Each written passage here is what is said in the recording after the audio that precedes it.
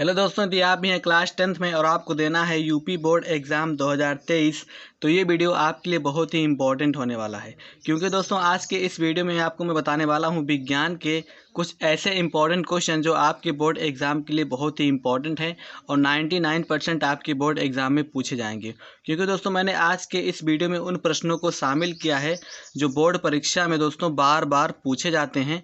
और आज की इस वीडियो के अंतर्गत मैं आपको इतने प्रश्न बताऊंगा जिनमें से बहुविकल्पीय, अतिलघु, लघु तथा दीर्घ उत्तरीय प्रश्न होंगे, जिसके साथ दोस्तों मैंने उसको संपूर्ण हल के साथ इसमें शामिल किया है।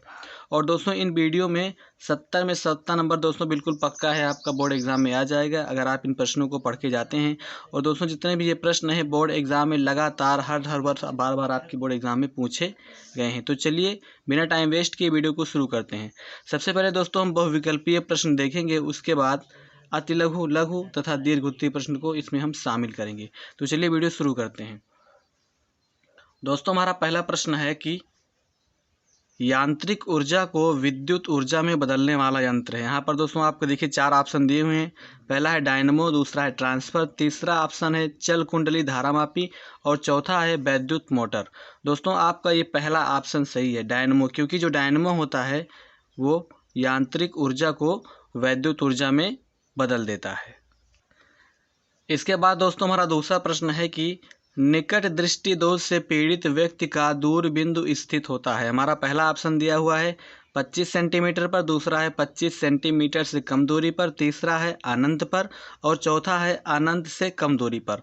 दोस्तों आपको पता होगा कि जो निकट दृष्टि दोष से पीड़ित व्यक्ति होता है उसका दूर बिंदु होता है अनंत पर। ठीक है, आपका ये वाला ऑप्शन सही हो जाएगा, अनंत से कम दूरी पर। उसके बाद में दोस्तों हमारा तीसरा प्रश्न है कि कांच का अपवर्तनांक अधिकतम होता है। कांच का अपवर्तनांक अधिकतम होता है हरे रंग के लिए, बैगनी रंग के लिए, लाल रंग के लिए, पीले रंग के लिए। दोस्तों आपको पता होगा जो कांच का अपवर्तनांक होता है वो बैगनी रंग के लिए सबसे अधिक होता है। तो हमारा ये वाला ऑप्शन सही हो जाएगा।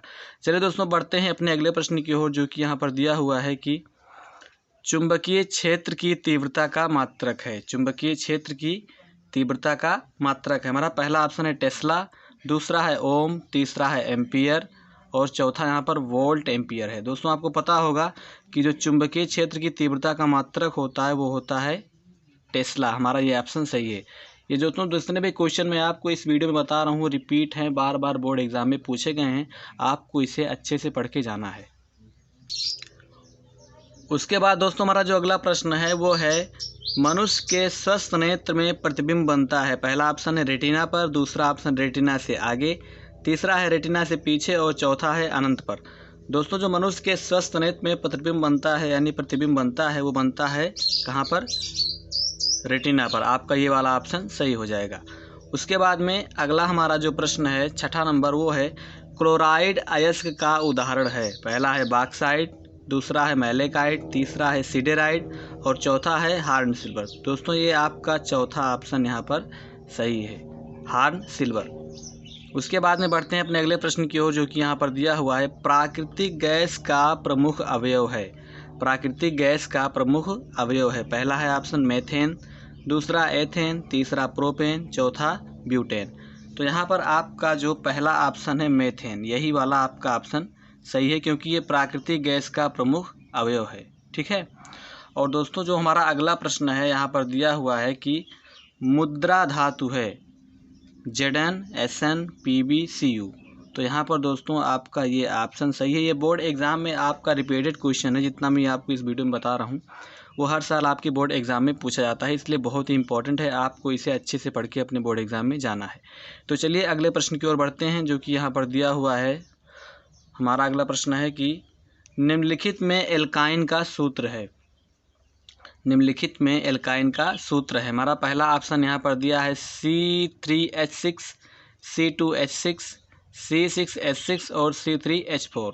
तो आपको पता ही होगा कि जो एल्काइन का सूत्र होता है वो होता है C3H4। तो हमारा ये वाला ऑप्शन सही है। हमारा अगला प्रश्न है दोस्तों जल को जीवाणु रहित बनाने के लिए उपयोगी पदार्थ है। जल को जीवाणु रहित बनाने के लिए उपयोगी पदार्थ है। पहला है ऑप्शन में धावन सोडा, दूसरा है बेकिंग सोडा, तीसरा है फिटकिरी और चौथा है विरंजक चूर्ण, जिसे हम ब्लीचिंग पाउडर बोलते हैं। तो आपको पता होगा कि जल को शुद्ध करने के लिए यानी कि जीवाणु रहित बनाने के लिए हम विरंजक चूर्ण यानी ब्लीचिंग पाउडर का इस्तेमाल करते हैं। तो हमारा ये चौथा ऑप्शन सही है। उसके बाद दोस्तों हमारा अगला प्रश्न है कि फेफड़ों से शुद्ध रक्त आता है। फेफड़ों से शुद्ध रक्त आता है, पहला ऑप्शन है बाएं अलिंद में, दूसरा है दाएं अलिंद में, तीसरा है बाएं निलय में और यहाँ पर चौथा दिया हुआ है दाएं निलय में। तो आपका यहाँ पर पहला ऑप्शन सही है, क्योंकि जो फेफड़ों से शुद्ध रक्त आता है वो आता है बाएं अलिंद में। तो आपका ये वाला ऑप्शन यहाँ पर सही हो जाएगा। उसके बाद दोस्तों हमारा अगला प्रश्न है कि निम्न में से कौन मानव में मादा जनन तंत्र का भाग नहीं है, यानी कि इसमें से कौन मादा जनन तंत्र का भाग नहीं है। पहला अंडाशय, ये तो है ही, दूसरा गर्भाशय, तीसरा शुक्रवाहिका, चौथा डिंबवाहिनी। तो इसमें दोस्तों जो मादा जनन तंत्र का भाग है जो नहीं है वो है शुक्रवाहिका, क्योंकि दोस्तों ये पुरुष जनन तंत्र का भाग है। ठीक है, तो आपका यहाँ पर तीसरा ऑप्शन ये सही हो जाएगा। उसके बाद हमारा जो अगला प्रश्न यहाँ पर दिया हुआ है वो है गुणसूत्र किस पदार्थ के बने होते हैं। दोस्तों ये रिपीटेड क्वेश्चन है, बहुत बार आपके बोर्ड एग्जाम में पूछा गया है कि गुणसूत्र किस पदार्थ के बने होते हैं। हमारा पहला ऑप्शन यहाँ पर दिया हुआ है प्रोटीन, दूसरा है आरएनए, तीसरा है डीएनए और चौथा है डीएनए तथा प्रोटीन। तो आपको पता ही होगा जो गुणसूत्र होते हैं जिसे हम अंग्रेजी में क्रोमोजोम बोलते हैं वो डीएनए तथा प्रोटीन के बने होते हैं। तो आपका यहाँ पर ये चौथा ऑप्शन सही हो जाएगा। ठीक है, चलिए दोस्तों बढ़ते हैं अपने अगले क्वेश्चन की ओर, जो कि बहुत ही मस्ट इम्पॉर्टेंट क्वेश्चन है। देखिए यहाँ पर दिया है हीमोग्लोबिन महत्वपूर्ण भूमिका निभाता है। हीमोग्लोबिन महत्वपूर्ण भूमिका निभाता है। हमारा पहला ऑप्शन है उत्सर्जन में, दूसरा है श्वसन में, तीसरा है पाचन में और चौथा है वृद्धि में। तो आपको पता होगा जो हीमोग्लोबिन होता है वो श्वसन में महत्वपूर्ण भूमिका निभाता है। तो यहाँ पर हमारा दूसरा ऑप्शन सही हो जाएगा। दोस्तों 3 से 4 बार आपके बोर्ड एग्जाम में ये क्वेश्चन रिपीट हुआ है। चलिए बढ़ते हैं अपने आखिरी बहुविकल्पीय प्रश्नों की ओर। उसके बाद हम देखेंगे दीर्घ उत्तरीय तथा लघु उत्तरीय जितने भी प्रश्न होते हैं उसको हम जानेंगे। तो यहाँ पर देखिए हमारा जो अगला प्रश्न है आता है, ठीक है, बहुविकल्पीय का, वो यहाँ पर दिया है कि पित्तरस का निर्माण होता है। पित्तरस का निर्माण होता है दोस्तों किसके द्वारा। देखिए पहला ऑप्शन है अग्न्याशय, दूसरा है वृषण, तीसरा है यकृत, चौथा है पित्ताशय। तो आपको पता होगा जो पित्तरस का निर्माण होता है वो होता है पित्ताशय के द्वारा। ठीक है, यहाँ पर ये पित्ताशय वाला जो आपका ये ऑप्शन है ये वाला सही हो जाएगा। तो दोस्तों जितने भी मैंने आपको बहुविकल्पीय क्वेश्चन बताए हैं ये बहुत बार आपके बोर्ड एग्जाम में रिपीट हुए हैं। इसको आपको अच्छे से पढ़ के जाना है, क्योंकि इन प्रश्नों की आने की आपको आपके बोर्ड एग्जाम में बहुत ही संभावना है। तो चलिए अगला हम प्रश्न देख लेते हैं, जो कि अति लघु उत्तरीय, जिसमें दीर्घ उत्तरीय प्रश्न तथा अति लघु सब शामिल हैं, उसको भी हम देख लेते हैं। अब दोस्तों हम जानेंगे अति लघु उत्तरीय प्रश्न, दीर्घ उत्तरीय प्रश्न तथा लघु उत्तरीय प्रश्न। सारे प्रश्नों को हम एक ही में जान लेते हैं, क्योंकि अलग अलग लिखने से कोई फ़ायदा नहीं है। ठीक है, तो सबसे मस्ट इम्पॉर्टेंट आपके जो साइंस का प्रश्न है वो है प्रकाश के परावर्तन के नियम लिखिए। ये दोस्तों क्वेश्चन बहुत बार आपके बोर्ड एग्जाम में रिपीट हुआ है, जो आपके बोर्ड एग्जाम में 3 से 4 नंबर का आता है कि प्रकाश के परावर्तन के नियम लिखिए। बहुत ही सिंपल है, आपको इसे पढ़ के जाना है। आई होप आपने इसे पढ़ा ही होगा। ठीक है, उसके बाद दोस्तों जो हमारा अगला क्वेश्चन यहाँ पे आता है, देखिए वो हमारा दूसरा क्वेश्चन यहाँ पर है कि प्रकाश के अपवर्तन का नियम या स्नेल का अपवर्तन संबंधी नियम लिखिए। दोस्तों प्रकाश के अपवर्तन के नियम को स्नेल का भी नियम कहते हैं। ठीक है, आपको कंफ्यूज नहीं होना है। यदि मान लीजिए आपके बोर्ड एग्जाम में ऐसा पूछ लिया जाता है कि प्रकाश के अपवर्तन का नियम लिखिए, मान लीजिए, तो आपको आ जाएगा। यदि आपके बोर्ड एग्जाम में ये पूछा जाए कि स्नेल का अपवर्तन संबंधी नियम लिखिए, दोस्तों ये दोनों एक ही है, आपको लिख देना है। ठीक है, चलिए बढ़ते हैं अपने अगले प्रश्न की ओर। दोस्तों हमारा जो अगला प्रश्न है वो है बहुत ही मस्ट इम्पॉर्टेंट है, बहुत बार आपके बोर्ड एग्जाम में पूछा जा चुका है। इस प्रश्न का नाम है दूरदृष्टि दोष किसे कहते हैं। दूरदृष्टि दोष किसे कहते हैं, इसका कारण तथा निवारण लिखिए। दोस्तों आपका ये प्रश्न कुछ इस तरीके से आता है कि दूरदृष्टि दोष क्या होता है, या दूरदृष्टि दोष किसे कहते हैं, या दूरदृष्टि दोष पर प्रकाश डालिए। ठीक है, किसी भी तरह पूछा जा सकता है, आपको लिखना है। ठीक है, ये बहुत ही मस्ट इम्पॉर्टेंट है, आपको इसे पढ़ के जाना है, आपकी बोर्ड एग्जाम में पूछा जा सकता है। अगला दोस्तों हमारा इसी क्रम में अगला प्रश्न है कि मानव नेत्र का नामांकित चित्र बनाइए तथा रेटिना पर प्रतिबिंब का बनना किरण आरेख द्वारा समझाइए। यानी कि आपको इसमें मानव नेत्र का एक चित्र बनाने को दिया जाएगा आपकी बोर्ड एग्जाम में, और उसमें रेटिना पर प्रतिबिंब का बनना, यानी कि आपको रेटिना बनाना होगा और उस पर प्रतिबिंब बनाना होगा। किसके द्वारा? किरण आरेख द्वारा। अगर आप ऐसा बनाते हैं तो आपको 5 से 6 नंबर आसानी से मिल जाएगा। उसके बाद दोस्तों जो हमारा अगला प्रश्न है, जो कि मस्ट इम्पॉर्टेंट है, वेरी मस्ट इम्पॉर्टेंट है, वो दोस्तों प्रश्न है कि ओम के नियम की व्याख्या कीजिए।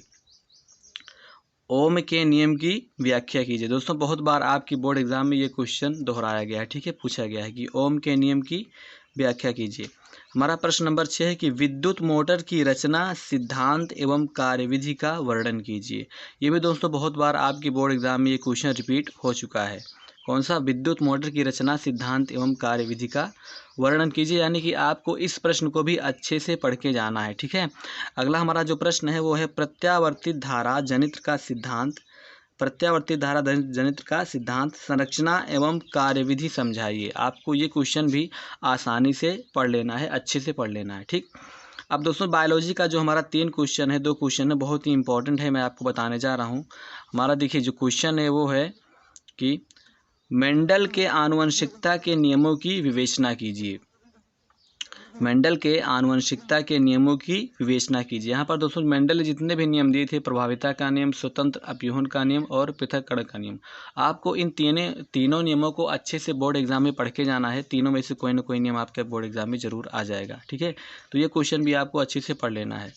उसके बाद दोस्तों जो हमारा अगला प्रश्न आता है वो है परिवार नियोजन पर संक्षिप्त टिप्पणी लिखिए। परिवार नियोजन पर संक्षिप्त टिप्पणी लिखिए। दोस्तों आपको ये क्वेश्चन को आसानी से अच्छे से पढ़ लेना है, बहुत ही सिंपल है। ये भी आपकी बोर्ड एग्जाम में 6 से 7 बार रिपीट हो चुका है, बार बार पूछा गया है, ठीक है, कि परिवार नियोजन पर संक्षिप्त टिप्पणी लिखिए या परिवार नियोजन क्या है इसका महत्व समझाइए, ठीक। ऐसा भी क्वेश्चन आपकी बोर्ड एग्जाम में आ सकता है। उसके बाद दोस्तों जो हमारा अगला क्वेश्चन एवं लास्ट क्वेश्चन है कि मेंडलीव की आवर्त सारणी की व्याख्या कीजिए। ये आपका केमिस्ट्री से है, ठीक है, उसी पार्ट से है कि मेंडलीव की आवर्त सारणी की व्याख्या कीजिए। आपको इसको भी अच्छे से पढ़ लेना है, क्योंकि आपको पता है कि मेंडलीव की जो आवर्त सारणी होती है वो साइंस के लिए कितनी इंपॉर्टेंट है और आपकी बोर्ड एग्जाम के लिए भी कितनी इंपॉर्टेंट है। आपको इसको अच्छे से पढ़ लेना है। सो आई होप दोस्तों मैंने आपको जितने भी क्वेश्चन आज के इस वीडियो में बताए हैं आपको अच्छे से समझ में आ गए होंगे। यदि आप इतने क्वेश्चन को पढ़ के जाते हैं तो आपको इतने में से दोस्तों 50% क्वेश्चन ज़रूर मिलेंगे, ये मेरे आपसे 100% गारंटी है, और आप आसानी से अंक अचीव कर सकते हैं। दोस्तों अगर वीडियो और जानकारी अच्छी लगी हो तो हमारे वीडियो को लाइक कर दीजिए एंड हमारे चैनल को सब्सक्राइब कर दीजिए। चलिए मिलते हैं एक नए वीडियो में एक धमाकेदार टॉपिक के साथ, तब तक के लिए जय हिंद, वंदे मातरम।